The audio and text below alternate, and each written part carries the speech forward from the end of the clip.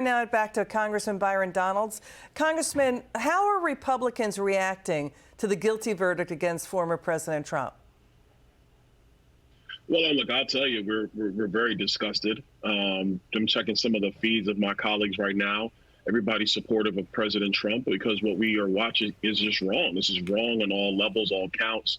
We went through the elements of what actually happened in this phony trial. I'm not even going to call it a trial. It's a phony trial. Went through the elements of that. But I will tell you, our party, we're going to stand behind our nominee for president, Donald J. Trump. Because, look, the man did nothing wrong here. That's the bottom line. And if you leave him out to dry or hang him out to dry because you're concerned about November, what you're going to do is speed the demise of our country.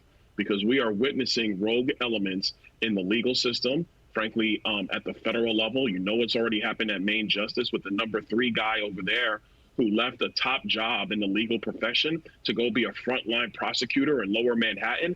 That doesn't happen unless the fix is in. And so what we are witnessing is the rogue Democrats who are putting the fix in, not just in the judicial system, but with every other aspect of our country and all its institutions. You know, so we're going to stand behind President Trump all the way. A lot of voters out there who we've spoken to anecdotally feel like there are too many rhinos, that there are too many weak-kneed Republicans not ready to do what Democrats have done in terms of using bare-knuckle politics to get what they want. So what we're dealing with right now, let me just back up. We've talked this week about a New Yorker magazine story about how President Biden's family has a long history of abusing government contracts, military contracts, in fact, dating back to World War I through World War II, where they were charged with excessive profiteering. We see a narrative that the president has brought on the campaign trail of middle-class Joe. When you look at the facts, he grew up in a luxury home. He actually had a father who liked to play polo, who liked to live a high-flying lifestyle,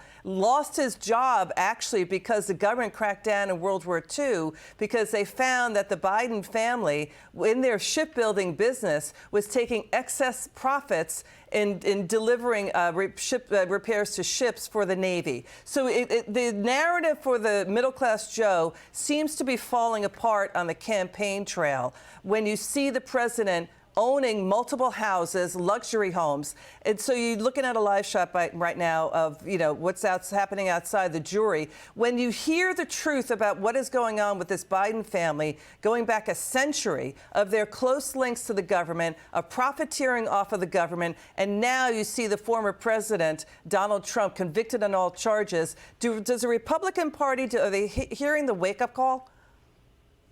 Oh, they better. I'll tell you that. Look, we know about the crooked nature of Joe Biden. We've been really unfolding that in the oversight committee. Look, there's no way Hunter Biden and Jim Biden are making millions of dollars if they weren't taking advantage of the fact that Joe Biden's been in our politics for 50 years. You got the junkets on Air Force Two going as far back now that we've documented 2014, 2015, and everything going forward. You just had last week Joe Biden going to see Haley Biden, Hunter Biden's ex-wife, right before she's supposed to testify in the gun charge against Hunter Biden. So you already see the fact that they are crooked. They do not care about our institutions. They just like to go on camera and say that they do. They like to give sound bites and phrases about how they say that they do. But what's really happening in America is that these crazy radical Democrats led by Joe Biden, they are getting rich on this system. They are taking advantage of the working people of America in this system. And then the media covers up for them while they give talking points about how they stand for the little guy. That is a joke. And the one president in the last 25 years, really 35 years, that has stood for the little guy is Donald J. Trump. And the entire apparatus of the Democrat Party made a decision long time ago in 2016 that they can't beat him, so they have to go after him.